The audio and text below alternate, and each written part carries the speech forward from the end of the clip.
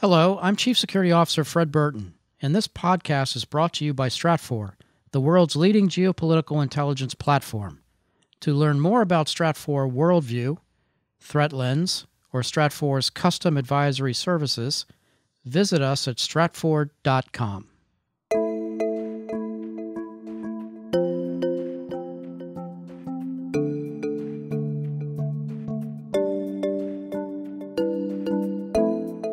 If war is hell, which it is, in my thriller Spymaster, I ask the question, what might we do to avoid going into hell?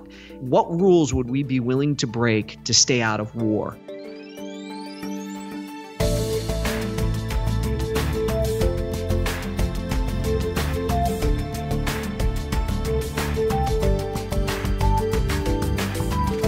Welcome to the Stratfor Podcast, focused on geopolitics and world affairs from Stratfor.com. I'm your host, Ben Sheen. International intrigue, espionage, spies, Russians, betrayal, geopolitics, and a story that sounds more truth than fiction. We welcome New York Times bestselling author Brad Thor back to the podcast to discuss his latest book, Spymaster, with Stratfor Chief Security Officer Fred Burton. Thanks for joining us.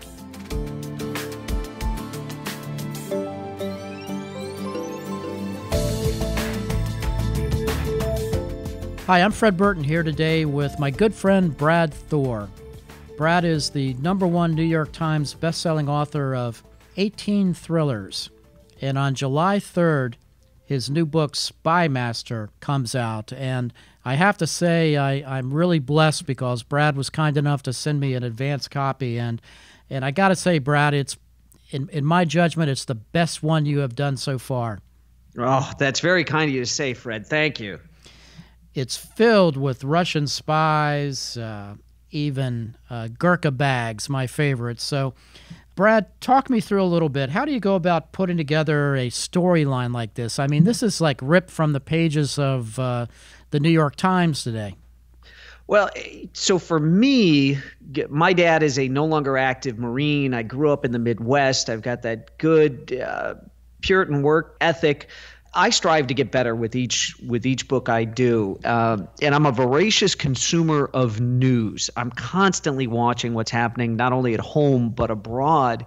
And the Rand Corporation published a report back in 2016. It was fascinating. They had gotten together all of these high-ranking American military members, and they had done kind of a red against blue scenario where Russia decides they're going to take the Baltic states of Latvia, Lithuania, and Estonia.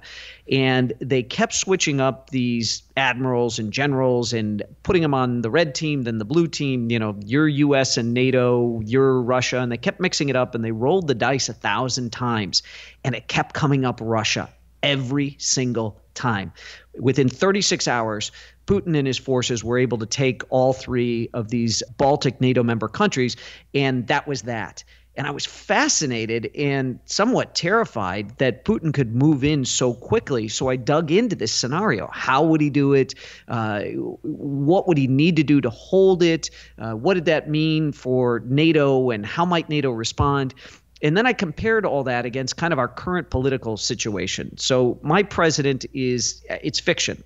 But Mark Twain once said that the difference between fiction and reality is that people expect fiction to make sense. So I've got to set my books against the real world. And we've been at war in Afghanistan, in Iraq, and we've got a somewhat war-weary population here in the United States. But we also have a commitment to NATO, and particularly Article 5, which is an attack on one is an attack on all. It's only been used once. We, the United States, used it in the aftermath of 9/11 to go into Afghanistan.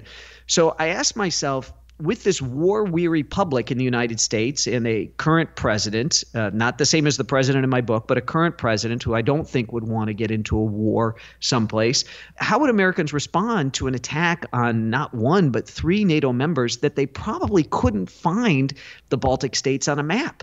would they want to support at Article 5? It's important. You've got a very sophisticated audience for your podcast, and most of them understand what the Article 5 represents, and that Russia really sees the U.S. and NATO as its greatest foes. And it would thrill Putin to no end to make a move on one or all three of those Baltic nations and have the U.S. sit it out. It'd be the end of NATO, and Putin would love that. So if war is hell, which it is, in my thriller Spymaster, I asked the question, what might we do to avoid going into hell? Would we be willing to tear up our own rule book and take some of our best intelligence operatives and best tier 1 operators and set them loose over in that part of the world in order to prevent ever having an Article 5 be necessary? What rules would we be willing to break to stay out of war? And that's the basis for Spymaster.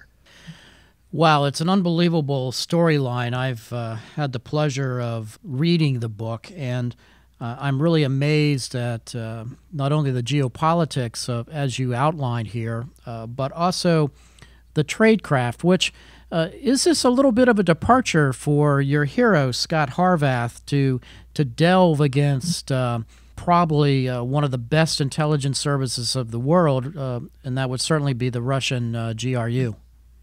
It's funny because I've got a couple of sources who have gone head-to-head with the GRU and really had some interesting pieces of information for me. I can't do what I do without the help of men and women who have been there, done that, and have the T-shirt to prove it, so to speak. And it's funny because when you talk to people who work in counterintelligence or counterterrorism, they really explain, okay, well, here are all the steps. And I would say, okay, well, that's 10 steps. Nobody's going to sit through in a thriller novel all 10 steps. I need to condense it. So I may use one cutout where the GRU may use 5 different ones, and they're really going to wash stuff so that there isn't a direct connection or even one step removed from a handler, blah, blah, blah, blah, blah. But you can't have a book, Fred, called Spymaster and not pack it full of tradecraft. The challenge is doing it and making the book exciting, creating those short, crisp, cinematic chapters where somebody sits down to just read one, and all of a sudden they look up and it's 3 hours later and they're almost done with the book, and they decide, well, I'll figure out how to make it through work tired tomorrow. I got to get to the end of this and see how it all turns out.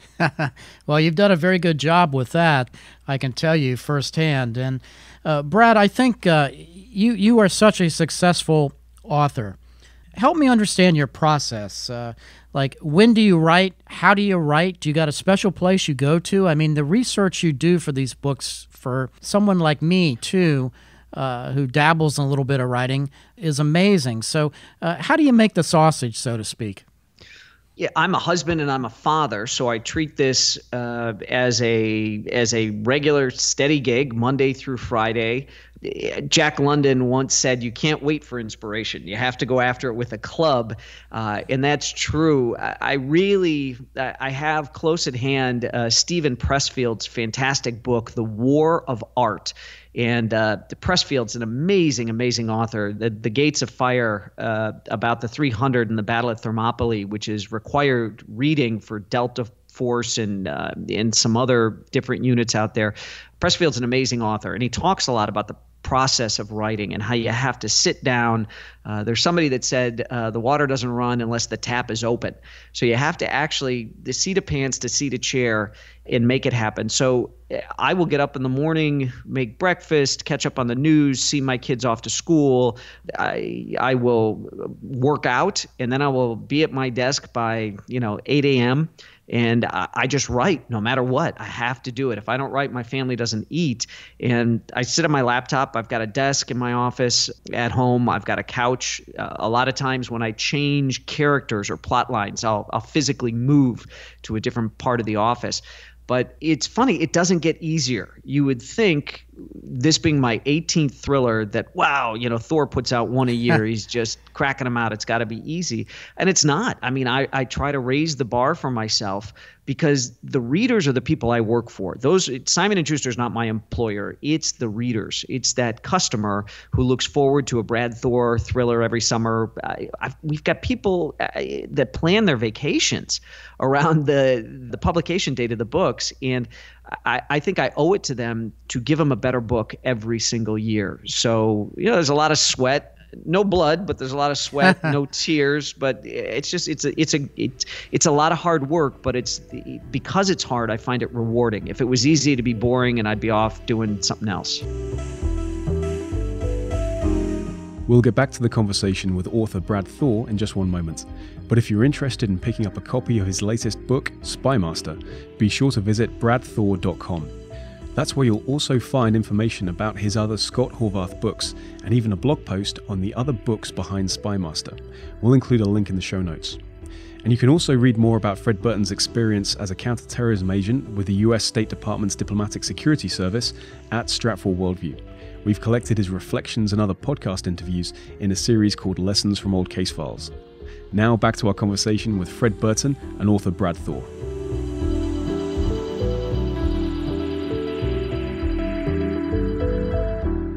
I also think that the interesting part of your books, too, as I go through them, and I've read them all, is the amount of research you do into the tools of the trade, the weapons that Scott Horvath has at his disposal and so forth.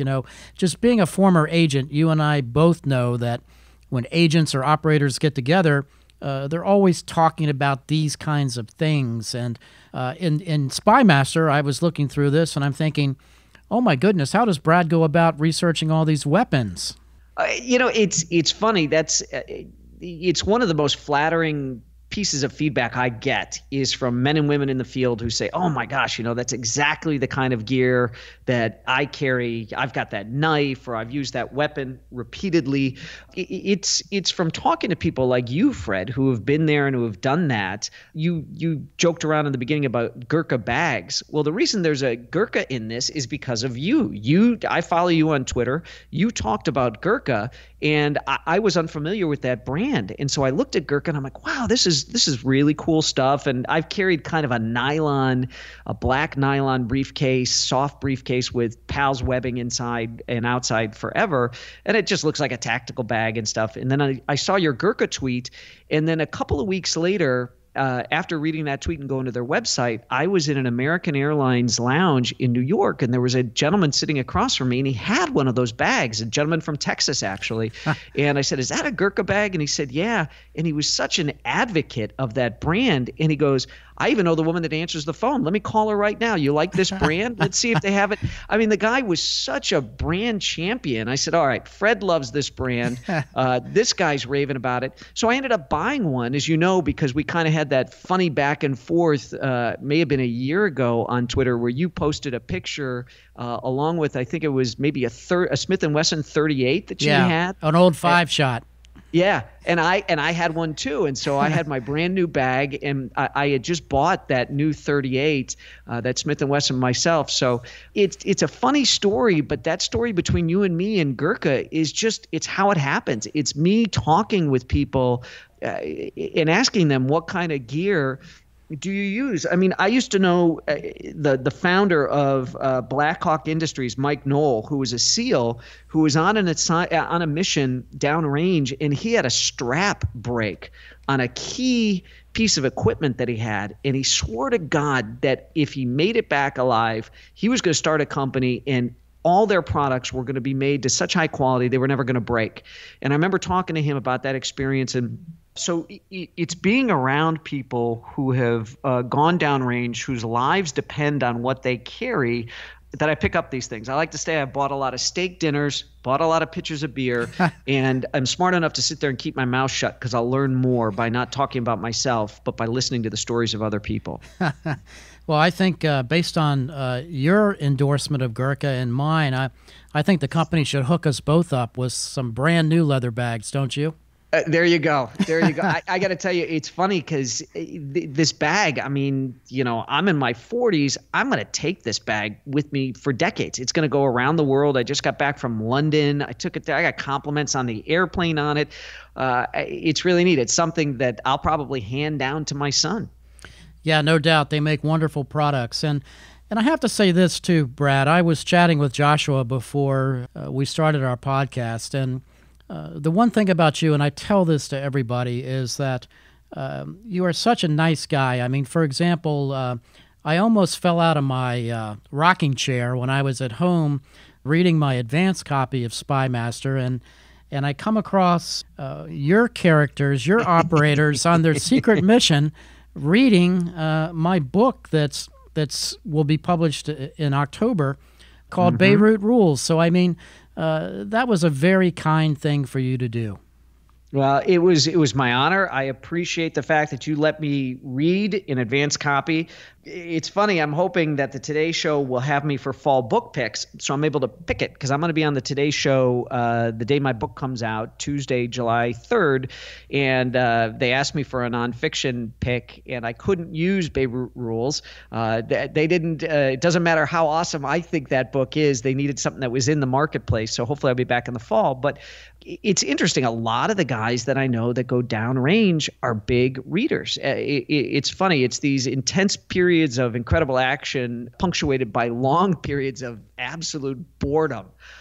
Is the way it's been described, a lot of the work that our brave men and women do. So there's a lot of them that I know who are big readers. And so I thought, this is kind of fun. Why not put in books that I love, that I'm telling my friends and family about? Why not put those kind of Easter eggs in my novel? So I think the biggest thing is people will be disappointed that they can't get Beirut Rules this summer, that they'll have to wait for the fall, but it'll just make their appetite for it all the more keener. Well, thank you again for doing that. That was simply amazing on your part. Tell me a little bit about Scott Harvath. He's a fascinating character who I think many of us have kind of grown to really enjoy. How do we see him growing old? Well, it's interesting because Harvath has kind of tracked with my age through the books, and I've got buddies that are in their mid 40s that have many years left in their career of going down range and doing some exciting things.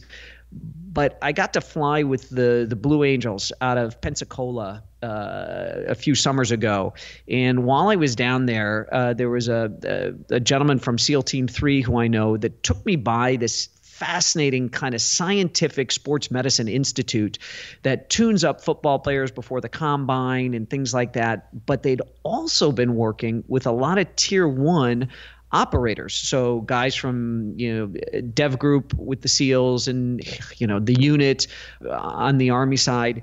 And they realized that a lot of the injuries that professional athletes were getting are similar to what our special operators were getting, and that a lot of the medical science could be applied there. So a lot of this research that's been done to help keep these top performing NFL and NBA players performing at their peak and helping them to recover more quickly from injuries, they could apply to the special operations world. So it's interesting because I refer to a particular series of injections and things like this that Scott Harvath is getting, and I know some of the real guys, to keep their edge, even getting into their 40s, who are doing these things as well. But the 30,000-foot view on Harvath is that he was a Navy SEAL that was on what was back then SEAL Team 6, came to the attention of a U.S. president during an operation and got recruited by the Secret Service to help bolster their counterterrorism expertise at the White House. Went there, and the president's like, this is the biggest waste of a resource I've ever seen in my life. This guy should not be playing defense at the White House. We should be taking the chain off and letting him go chase America's bad guys. I've long had this thing about, I understand the Geneva and Hague Conventions, but if there are people who are not signing on to them, who refuse to show up on the field of battle wearing a uniform, not even wearing an armband, and they want to hide behind women and children, well, the rules shouldn't apply to them. We should be able to go out and hunt them down and take them out.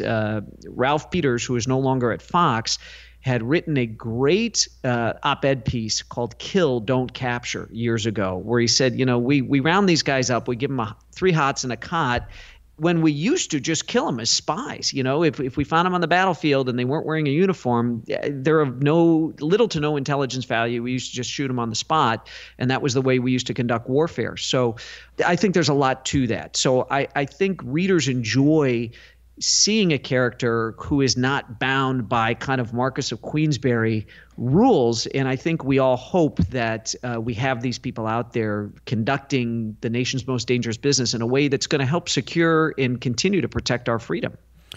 Well said, Brad. I could not agree with you more. And I think that you've done a wonderful job of portraying Scott Harvath in that kind of capacity, that this is an individual that doesn't mind coloring outside the lines, so to speak, to get the job done. For at the end of the day, his actions are saving lives for all of us, which is a very noble cause.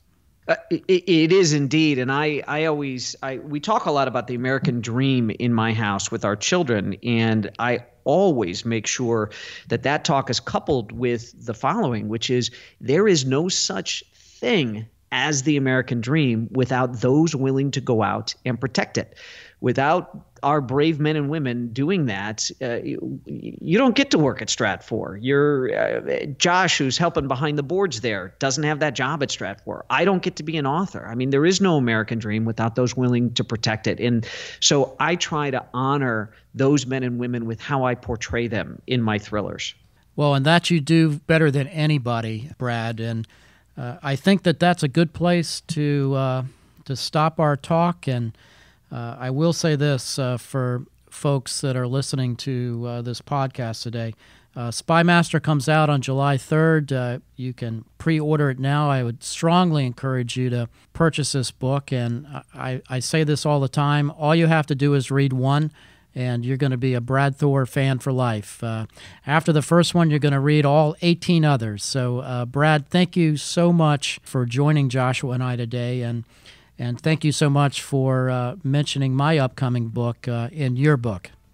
Well, it's my pleasure. I really enjoyed Beirut Rules, and I wish you all the best with that. And again, thank you for having me on again this year. I really, really love your podcast, and I appreciate this opportunity to chat with you and your listeners.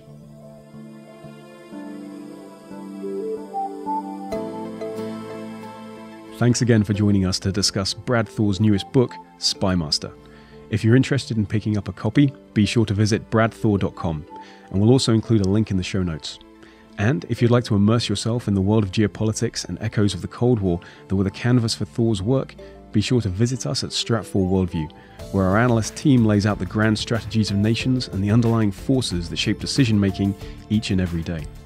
If you're not already a Stratfor Worldview member, you can sign up for our free newsletter or learn more about complete access to our analysis through individual, team, and enterprise memberships at worldview.stratfor.com/subscribe.